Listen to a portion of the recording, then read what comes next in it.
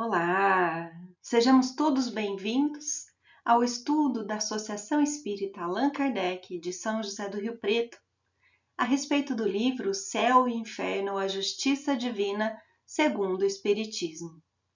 Desejamos que Jesus, Deus, a espiritualidade amiga, nos encha de luz, de inspiração, de entendimento, de sabedoria, nos traga força, coragem e resignação diante dos nossos desafios.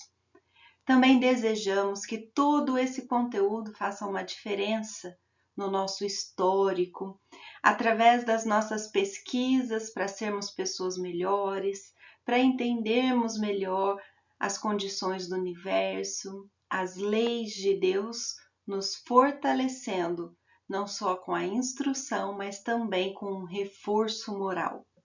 Que assim seja.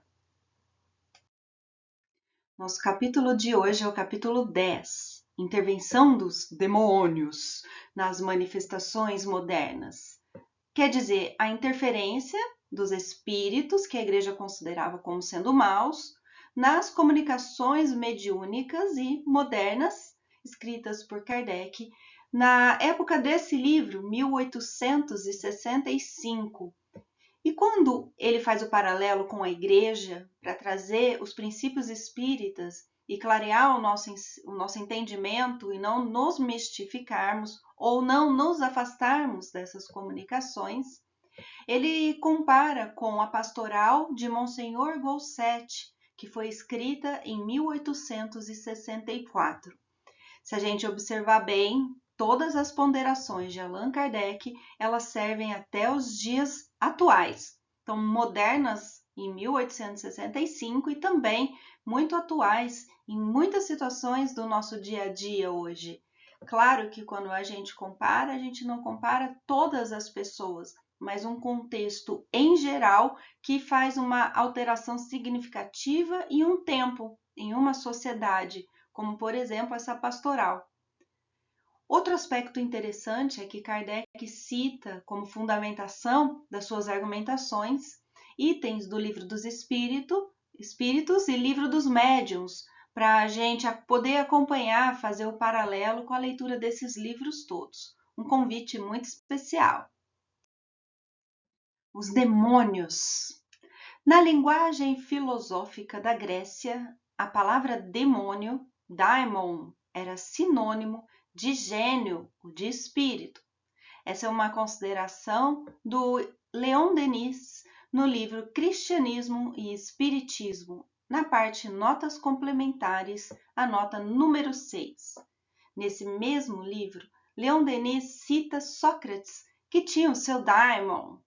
E no Livro dos Médiuns, capítulo 31, sobre os médiuns, item 11, Kardec fala que Sócrates era dirigido por um espírito que lhe inspirava os admiráveis princípios da sua filosofia. Ele lhe ouvia a voz. Os demônios. Segundo o Espiritismo, os demônios são espíritos imperfeitos, mas que terão de melhorar-se. Encontram-se ainda embaixo na escala, mas subirão. Livro Céu e Inferno, primeira parte, capítulo 9, item 21. Os demônios. Verificamos então que essa consideração demônios para nós espíritas, que comparado a esse histórico da Igreja, podem ser chamados aqueles espíritos que às vezes nos referimos como inferiores ou espíritos do mal, aqueles que estão em escala evolutiva para baixo. Não são comparados com aqueles que buscam só o bem, mas aqueles que ainda querem alguma perturbação de alguma forma. Os demônios. Segundo a Igreja, demônios são espíritos que se comunicam ou que agem sobre a matéria e sobre os homens, não sendo anjos. Um resumo da pastoral de Monsenhor Golset. E aí uma foto dele que peguei lá na Wikipédia. Os fenômenos espíritas confirmam a intervenção de inteligências ocultas, mas agindo sempre nos limites das leis naturais. A questão nossa, nos nossos estudos, que Kardec enfatiza, é a gente saber qual a ordem dessas inteligências.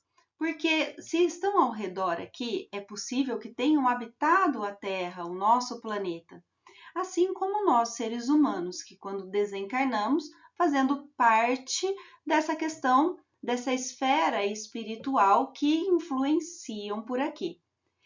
Os espíritos preenchem diversas categorias, podendo ser orientadores, aqueles que nos inspiram coisas boas, aqueles que nós chamamos na nossa oração inicial, mas também podem ser aqueles que são perturbadores, não necessariamente às vezes para fazer o mal, mas às vezes por não conseguirem se entender, às vezes também pela agitação que tem no seu interior e acabam passando para a gente. Outros tumultuam, outros desejam mal, outros desejam nos confundir e assim por diante. Eis como a Igreja explica a intervenção exclusiva dos demônios nas manifestações modernas.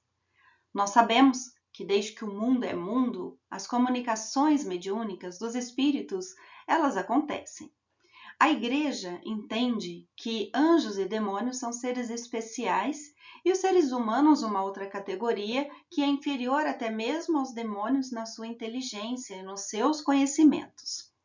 Ela conclui que toda comunicação só pode vir de um anjo mau, de alguém que não seja esse anjo bom, que serviria para ajudar. Então, qualquer tipo de manifestação era combatida e condenada pela Igreja. E podemos reparar que naquele momento, quando foi escrito essa pastoral, uma data bem próxima à nossa publicação desse livro, e antes dele já tinham os outros da nossa codificação, era o Espiritismo que começou a aparecer e estava gerando um incômodo, mesmo porque o Espiritismo só traz verdades. E quem está fora da verdade, às vezes tenta abafar. Mas, como a gente pode ver, a verdade é a mesma em todos os lugares e ninguém consegue segurar. Os itens a seguir, eles mostram esse pensamento da Igreja. Que os demônios interferem nas coisas exteriores, disfarçam sua presença para afastar suspeitas, são astutos e enganadores para escravizarem, despertam curiosidade. Se descobertos, pedem confiança. Se passam por divindades e bons gênios ou nome dos mortos. Fraudulentos, dogmatizadores, misturam verdades às suas mentiras, fazem um erro se passar por correto. Sobre as pitonisas, sibilas, mesas falantes, mãos das crianças, que se refere às psicografias que as crianças faziam já naquela época, não podem vir de Deus, mas dos agentes do erro e do inferno. E para explicar, pitonisas e sibilas eram as médiuns, as profetisas da antiguidade, dos tempos passados. Mesas falantes são aquelas mesas que começaram a ter manifestações físicas no início da codificação. E as mãos das crianças, as psicografias. E eles trazem vazio nas suas doutrinas. Esforçam-se para desaparecerem os símbolos religiosos, dogmas do pecado original, da ressurreição dos corpos, da eternidade das penas e de toda a revelação divina. Consideram um perigo essa nova e temível invasão. Assim, os demônios possuem o saber, a perspicácia, a providência, a clarividência dos anjos, e além disso a astúcia, a sagacidade, a manha no mais alto grau. Seu objetivo é desviar os homens do bem e, sobretudo, afastá-los de Deus para levá-los ao inferno, do qual são provedores e os recrutadores. O Céu e o Inferno, primeira parte, capítulo 10, item 7. Aqui Kardec faz um resumo desses superpoderes que esses demônios possuem. Por que Deus daria tanto poder aos demônios e deixaria os anjos sem poder contrabalancear isso? Uma boa pergunta. Se todas as comunicações dos espíritos fossem de demônios, o que seriam eles quando falam bem de Deus, curam e motivam as pessoas a fazerem o bem? Porque todas as manifestações, será que são todas negativas? Não tem nenhuma boa? E quando Jesus, por exemplo, curava as pessoas, ensinava em nome de Deus? Existe uma passagem lá na Bíblia, a blasfêmia dos fariseus. Está em Mateus, capítulo 12, versículos 22 a 32, ou Lucas, capítulo 11, versículos 14 a 23, onde fala um trechinho assim: Mas os fariseus, ouvindo isso, murmuravam: Ele não expulsa demônios senão por Beelzebu, príncipe dos demônios? Conhecendo os seus pensamentos, Jesus lhes disse: Todo reino dividido contra si mesmo acaba em ruína, e nenhuma cidade ou casa dividida contra si mesma poderá subsistir. Ora, se Satanás expulsa Satanás, está dividido contra si mesmo.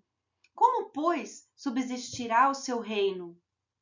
Se Jesus estava trabalhando para um espírito maligno e estava fazendo bem para as pessoas, e estava levando as pessoas para Deus, então qual é esse poder negativo que fazia o bem? Então ele não está trabalhando para o mal. Se Jesus falava pelos demônios, Satanás, ele estava indo contra a obra maligna e levando todos para Deus.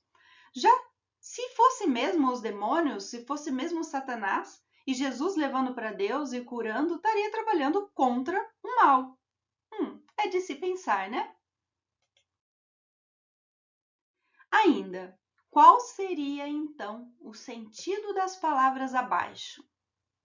Eu derramarei o meu espírito sobre toda a carne. Vossos filhos e filhas profetizarão. Vossos jovens terão visões e vossos velhos terão sonhos. Nesse dia eu derramarei o meu espírito sobre os meus servos e servas, e eles profetizarão. Aí a gente fala da mediunidade que ela aparece em qualquer época, em qualquer idade. Claro, a gente não deve incentivar a mediunidade nas crianças, mas em algumas pessoas elas aparecem desde cedo. Nossos queridos Divaldo Franco e Chico Xavier, eles são bem conhecidos, nossos missionários e mensageiros de Deus. Se toda a comunicação dos espíritos fosse maléfica, eles que trabalham tanto com mediunidade e com vários tipos de mediunidade, Chico já desencarnou, Divaldo ainda em plena atividade, então eles estariam trabalhando contra o mal, porque eles só falam de bem, suas obras, seus trabalhos, suas ações, de um modo geral. Precisamos ponderar, porque da mesma forma que existem espíritos maus se comunicando, também existem os bons. A grandiosidade está no nosso estudo para podermos distinguir uns dos outros. Pelo que vimos de Jesus, Chico, Divaldo, se todas as comunicações fossem do mal, por que algumas delas falariam de Deus, curariam, ensinariam o bem e a melhora pessoal? Só pontos positivos. Kardec diz que se todas as comunicações fossem do diabo mesmo, ele seria um pobre diabo, um desastrado de primeira, não sendo tão esperto e nem tão mal quanto ele pretendia, porque haviam muitas pessoas fazendo bem e se fossem mesmo só os diabos, estavam fazendo bem em nome deles. Mas não era o caso, né? O bem é feito em nome de Deus. Olha aí mais um exemplo para nós. José Arigó, ele fazia curas em nome de Deus, conversava com os espíritos, um médium de alta categoria, porque as curas que ele realizava eram inúmeras, as suas atividades, as suas visões, maravilhoso. E a gente indica, inclusive, o filme do Arigó, os filmes do Chico Xavier, o filme do Divaldo Franco, Mensageiro da Paz, e o filme do Allan Kardec. todos eles são muito ilustrativos que essas comunicações elas devem ser estudadas para a gente poder fazer a diferença, mas que todo esse bem realizado não é feito por um espírito ruim. São aqueles que trabalham em favor de Deus, em favor de Jesus e querem somente fazer o bem, impulsionando o progresso de todos. Quando acusaram as comunicações dos espíritos de magia, Kardec questionou: quem viu práticas de magia nas evocações espíritas? Na época em que a magia florescia, havia uma ideia imperfeita sobre a natureza dos espíritos, que eram considerados como sobre-humanos. Eram evocados para adivinhações, para favores. Não há magia no espiritismo. A comunicação com os espíritos que pode ser de diversas categorias, como já dissemos. E não podemos forçá-los a nos atender e não podemos constrangê-los a fazer a nossa vontade. Se a gente ousasse achar que tem esse controle todo, a gente estaria cometendo mais um equívoco. O espiritismo não tem nenhuma relação com magia. Condena e entende ineficaz. O espiritismo não somente desaprova a magia, como demonstra a sua ineficácia. Não há qualquer analogia entre o fim e os meios da magia com o espiritismo. Aqueles que ligam um ao outro ou é por ignorância ou é por má fé.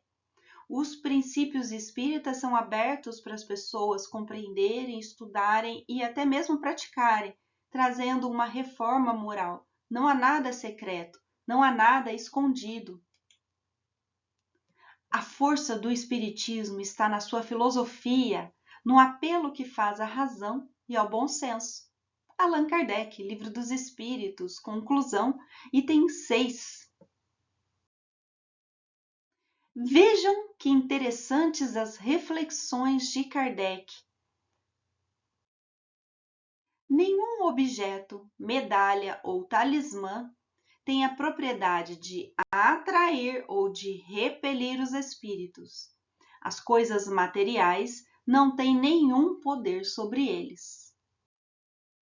Não há nenhuma fórmula sacramental para a evocação dos espíritos. A evocação deve ser feita sempre em nome de Deus. Kardec nos orienta a estudar para nos esclarecermos. Não há segredos para as comunicações, lugar, palavra, objeto em especial, basta o pensamento. Falando em lugares, espíritos elevados não nos pedem para irmos a lugares fúnebres às altas horas. Alguns espíritos menos evoluídos se divertem nesses encontros. As comunicações mediúnicas podem ocorrer em qualquer lugar, em qualquer horário. Os espíritos estão por aí, gente. Devemos ficar atentos aos cuidados a serem tomados, como, por exemplo, não brincar com a mediunidade, pois não são todos os espíritos que querem bem. A cautela, os estudos, a oração são sempre prudentes, necessários. Na dúvida, que nós procuremos uma casa espírita para nos auxiliar. Cuidado também com as previsões do futuro. Ah, meu Deus, se a gente pudesse ver o futuro, ainda assim não seria legal. Deus permite que essas coisas aconteçam em casos raros, porque talvez a gente descubra alguma coisa que vai nos favorecer e a gente pode se acomodar. Ou então a gente pode descobrir algo ruim e a gente queira evitar.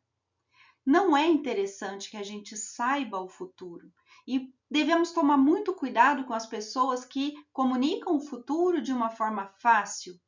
Às vezes, podem nos iludir, ou com mensagens equivocadas, ou até mesmo mensagens de espíritos que querem somente tumultuar, fazer uma graça ou fazer o mal também. Precisamos ficar muito atentos, porque os espíritos superiores não ficam disponíveis para essas coisas. Mas tem uma forma bem segura da gente prever o futuro. Qual é? Olhando e cuidando do nosso presente. Faça seu melhor e o melhor virá. Jesus, mesmo rodeado de espíritos elevados e também de espíritos que queriam a sua derrota, espíritos ambos encarnados e desencarnados, ele continuou fazendo bem, continuou ajudando as pessoas, continuou dando o seu melhor para o progresso, trabalhando e resgatando almas. Esse é o segredo para a gente ter um futuro melhor, uma garantia do futuro melhor. Mas, mesmo que não sejamos perfeitos como Jesus, nós temos a condição, através da caridade, de rever os nossos erros, deles serem reconsiderados, de apagar algumas coisas que nós fizemos em virtude da nossa nova forma de agir. Quando a gente se modifica, lembrando do nosso querido Chico, né? Não podemos voltar e fazer de novo aquele começo, mas daqui para frente podemos continuar de uma forma diferente. Sobre as inspirações para as descobertas, os espíritos procuram o homem capaz de as realizar, como Mozart, inspirado para suas músicas, e outros também. E nas outras áreas, e em tantas situações a gente sabe, eles pegam aqueles que estão empenhados naquele estudo, naquela obra, que é mais fácil de se conectar com as inspirações celestes. E a verdadeira fortuna está no trabalho e na descoberta pessoal. Digno é o trabalhador do seu salário. Não há milagre, gente, é na raça mesmo. Mesmo que a inspiração venha do céu, se a gente não tiver o esforço pessoal, se a gente não tiver a própria dedicação, essas inspirações vão embora. Atenção! Não vos deixeis, pois, levar pela curiosidade ou pela ambição, por um caminho que não corresponde ao objetivo do Espiritismo. Isso vos sujeitaria às mais ridículas mistificações. Livro dos Médiuns, capítulo 36. 26. Kardec dá uma observação para a gente aqui interessante. Às vezes a gente, na ansiedade da descoberta, de ter alguma experiência mediúnica ou de uma revelação de algo interessante do nosso futuro, a gente se deixa aberto e fica sujeito às mistificações, enganações. Portanto, vamos fazer uso desses recursos espíritas do estudo, da ponderação, sabendo também esperar o tempo de Deus que não é o nosso. E aí vai ser mais difícil da gente ser enganado, que a gente vai estar vigiando, orando e estudando e trabalhando. Os fluidos são agentes da natureza e, mesmo que ainda não tenhamos conhecimento, pertencem a uma lei divina. Olha aí Jesus andando sobre as águas. Por isso os espíritos não realizam nenhum milagre, nem com relação às mesas girantes, barulhos, materialização, psicografias, nem com relação às curas, nem com Jesus andando sobre as águas, nem com Jesus acalmando a tempestade. O que ocorre é sempre com a permissão de Deus, dentro das suas leis divinas. Jesus, conhecedor de todas elas e desses fluidos, conseguia trabalhar com uma amplitude enorme para poder nos auxiliar em todas as coisas, sempre alinhado com a vontade de Deus, porque, afinal de contas, eu e o Pai somos um, ele dizia. Todas as leis da natureza são leis divinas, pois que Deus é o seu autor. Abrangem tanto as leis físicas como as leis morais. Allan Kardec, do site O Pensador. Sobre as evocações dos fantasmas, o Espiritismo não traz fantasias. O corpo morre, o espírito vive. Os fantasmas, somos nós mesmos, com o nosso espírito e perispírito, quando desencarnamos. Algumas pessoas fazem uma ideia falsa das evocações.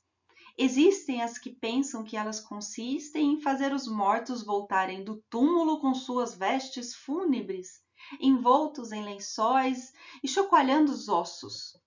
Só que não é bem assim que a gente sabe.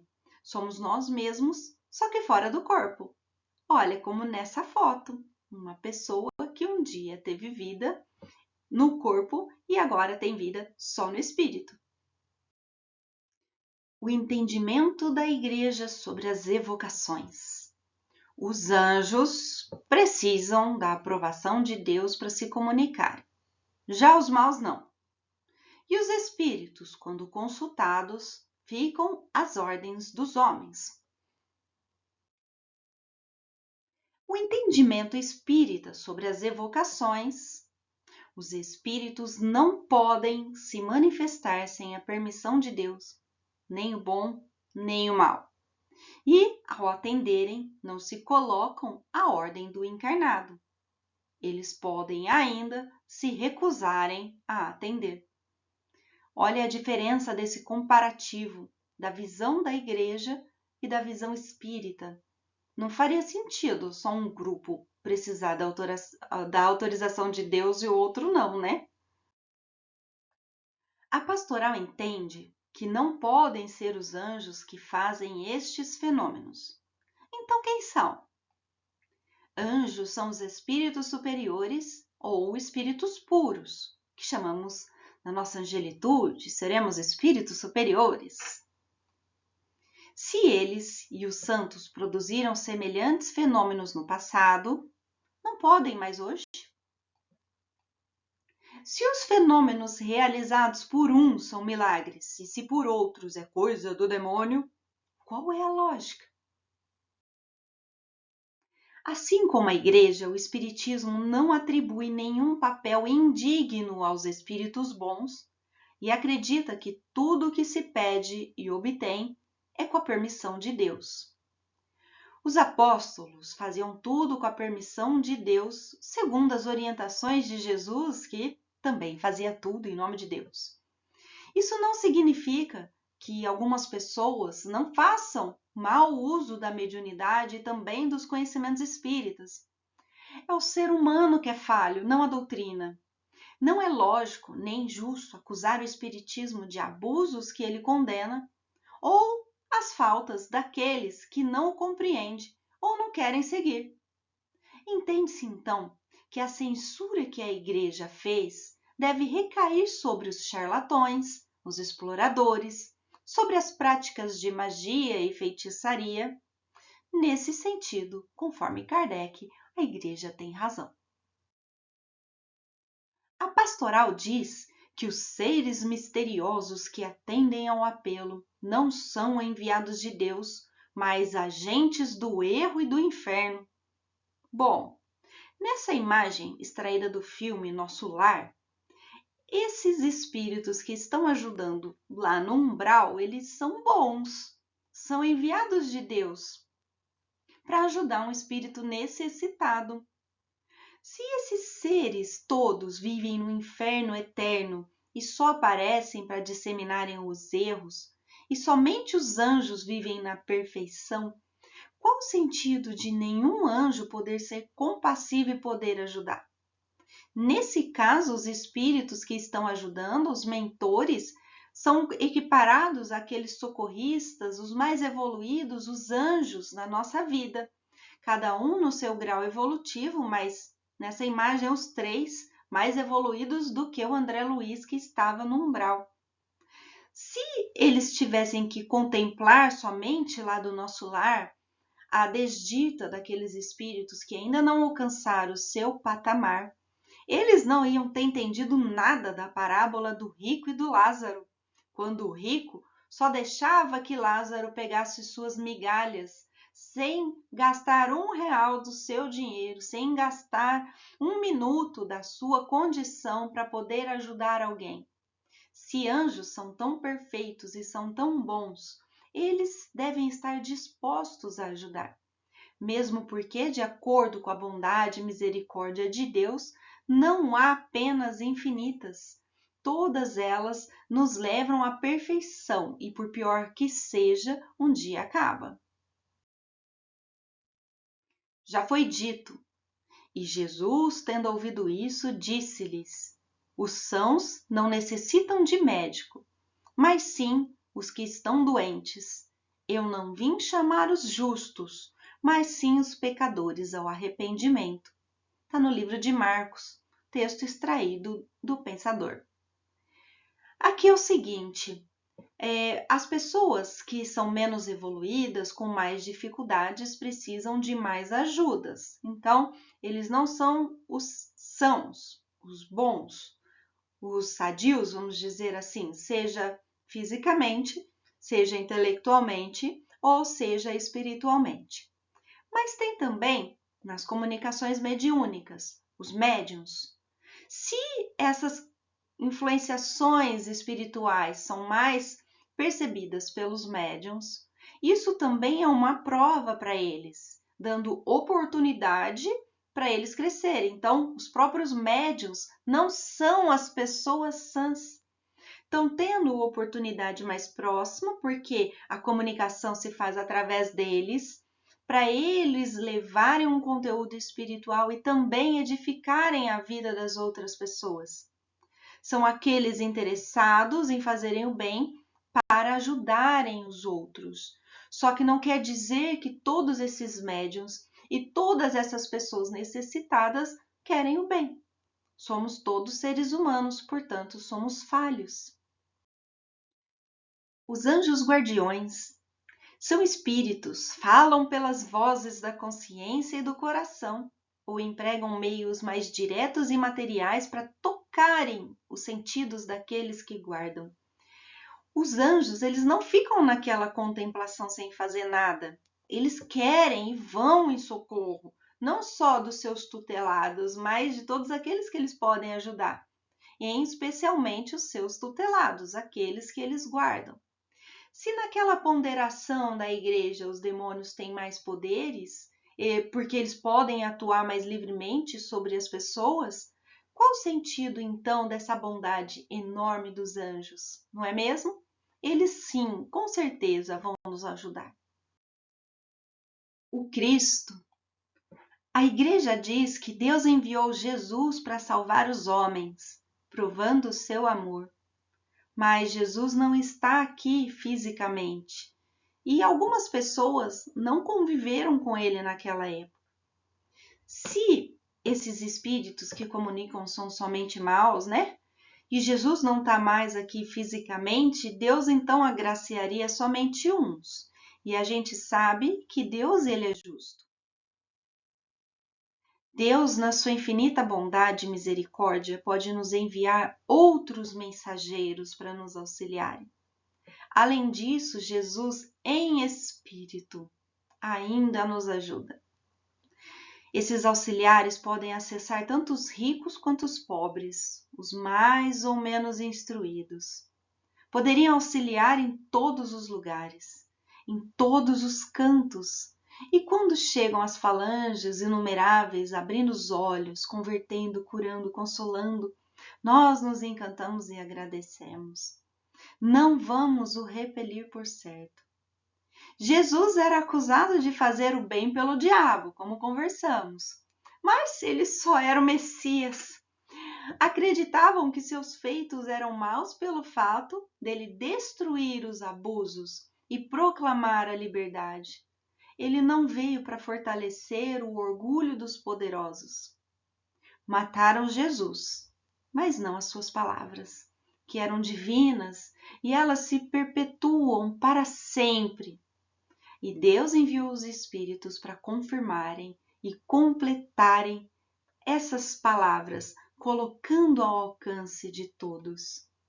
Jesus já disse: reconhecereis a árvore pelos frutos. Uma árvore má não pode dar bons frutos. Se Jesus trabalhava para Beelzebub, Satanás, os demônios, e ele dava bons frutos, e todos esses demônios são associados a coisas ruins, A árvore de Jesus não tinha como ser má, não é mesmo? Kardec diz: mas os espíritos são numerosos, vão por toda parte e ninguém os pode deter. Eis porque o seu ensino se expande com rapidez do raio. Eles falam ao coração e à razão e por isso são compreendidos pelos mais humildes. Céu e Inferno, capítulo 10, item 17. Isso daí nos faz recordar do prefácio do Evangelho segundo o Espiritismo, que fala assim: os Espíritos do Senhor, que são as virtudes do céu, como um imenso exército que se movimenta desde que dele recebeu o comando, espalham-se sobre toda a superfície da terra, semelhante às estrelas cadentes, vêm iluminar o caminho e abrir os olhos aos cegos. Tem também um texto do Apocalipse da Bíblia, capítulo 6, versículo 13. As estrelas caíram do céu sobre a terra, como quando a figueira, sacudida por um vento forte, deixa cair seus figos verdes. Há muito tempo, essa predição de que os espíritos viriam nos ajudar já havia sido falada. E olha, aqui nós citamos somente 3 livros: Céu e Inferno, Evangelho segundo o Espiritismo e a Bíblia. Vejam bem como é antiga essa predição, porque é uma vontade de Deus. E os espíritos amigos sempre estarão em nosso socorro. A pastoral entende que as mesas girantes são indignas dos mensageiros celestes, pois eles não se divertem com trivialidades. O Espiritismo não atribui práticas triviais aos espíritos superiores. O Espiritismo ensina que elas são produzidas por espíritos vulgares. Contudo, todavia, entretanto, essas práticas excitam a imaginação e chamam a atenção para provar a existência do mundo espiritual, que é diferente do que pintam sobre ele. Foi apenas o princípio que aparecia muito fenômeno material. Jesus deixou a morada do Pai para nascer num estábulo. Da manjedoura saiu uma palavra que veio sobre nós para salvar a nossa vida, para transformar o mundo. As mesas girantes, essas manifestações materiais, elas abriram as portas para a continuação dessa tarefa de Jesus através do Espiritismo. Não há nada que Deus mande acontecer de uma maneira tão significativa assim que não vai deixar um rastro histórico, não é mesmo? Foi assim com Jesus, foi assim com o Espiritismo, assim com Moisés e também os profetas que trouxeram lindas mensagens para nós. Sim, o Cristo é o Messias divino e a sua palavra é a da verdade. Sim, a religião fundada sobre sua palavra será inabalável, mas com a condição de se seguir e praticar os seus sublimes ensinamentos e de não fazer do Deus justo e bom que ele nos deu a conhecer um Deus parcial, vingativo e impiedoso. O Céu e Inferno, capítulo 10, item 19. Nós lembramos do Deus apresentado no Antigo Testamento como sendo mais rigoroso, né? Jesus trouxe Deus adocicado, né, como um pai que acalenta, que sustenta a gente, que a gente pode se abrir com ele. Para a gente ficar mais próximo desse pai, nós precisamos seguir e praticar os seus ensinamentos. E por que a gente faria isso? Porque ele é o Messias divino.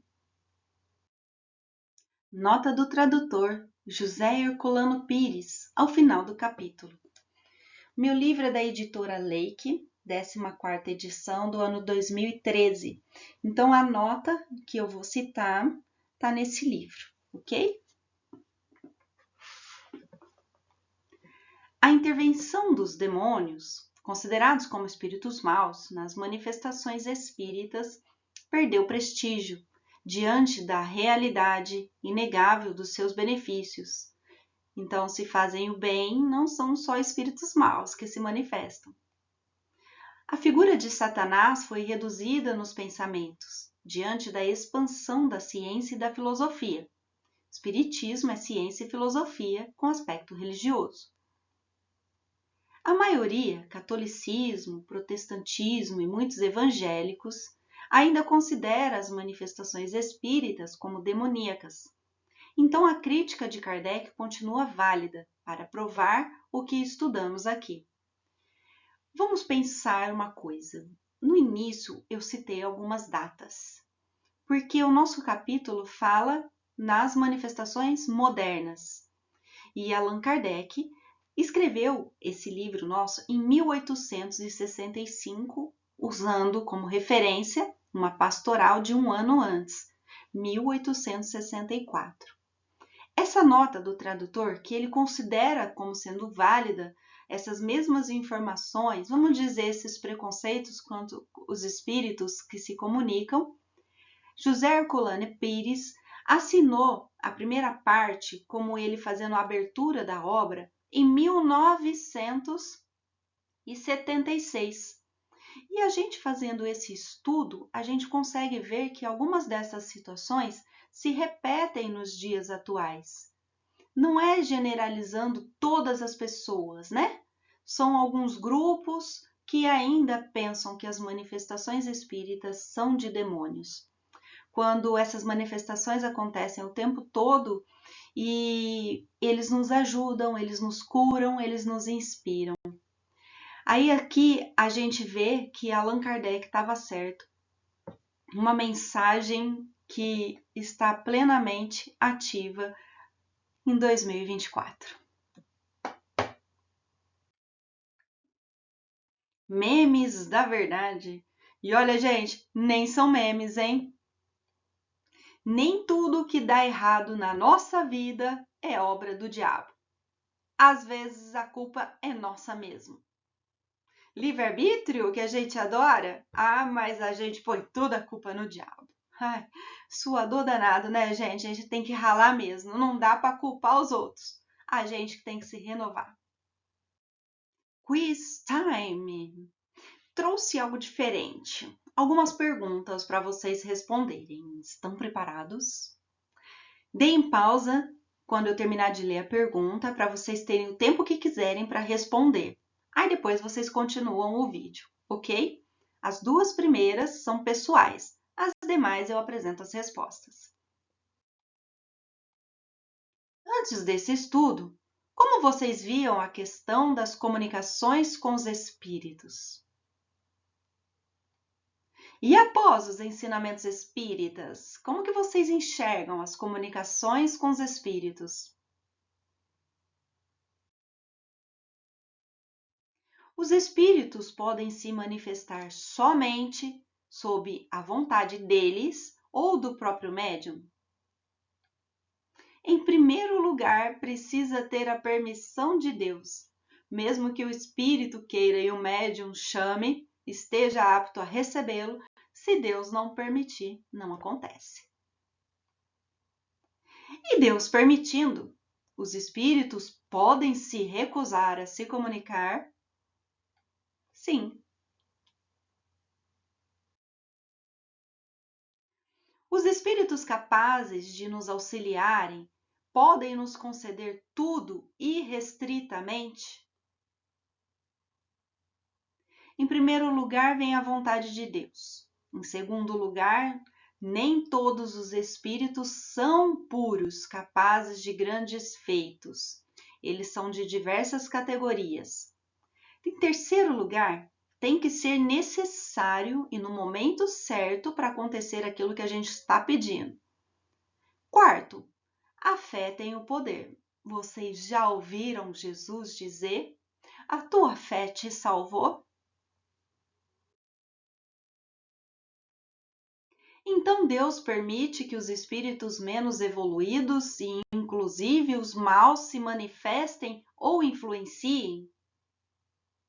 Sim, para o aprendizado de todos, também como expiações, provas e missões.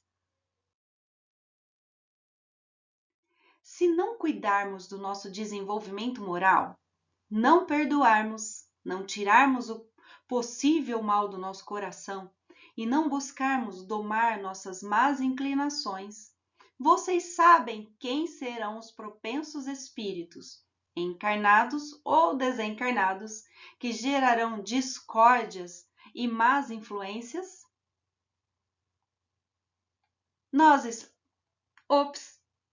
Nós. Muito obrigada, gente, e até a próxima!